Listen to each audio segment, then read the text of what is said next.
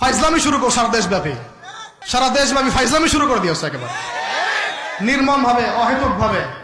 এই যে অসহায় মানুষগুলোকে, ছাত্র পড়তে গিয়েছে, বাবা মার স্বপ্ন লালন করা ছাত্র, ছেলেটা ইঞ্জিনিয়ার হবে, ছেলেটা মেডিকেল সায়েন্সের পরে বড় একজন ডক্টর হবে, পিটায় মেরে ফেলে দিল তাকে। এত বড় সাহস! আর আমরা কিছুই বলতে পারলাম না, কিছু করলাম না। কি একটা অবস্থা চলছে! এগুলো যখন চলতে থাকবে একটা কওমের মধ্যে, আপনার মনে হয় যে আল্লাহর পক্ষ থেকে রহমত নেমে আসবে? লা ইলাহা ইল্লাল্লাহ বলা একজন মানুষ যদি বেঁচে থাকে, ওই একজন মানুষের সম্মানে আল্লাহ পাক কিয়ামত দিবে না ইনশাআল্লাহ।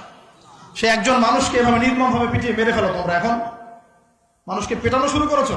নবী সাল্লাল্লাহু আলাইহি ওয়াসাল্লাম শেষ জামানার হাদিস সম্পর্কে বলেছিলেন যে আমি এক শ্রেণীর মানুষকে দেখি নাই যারা আসবে মানুষকে নির্মমভাবে মারবে।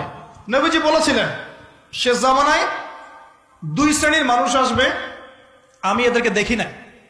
নবীজি দেখেন নাই মানে 1400 বছর আগে ওরা ছিল না।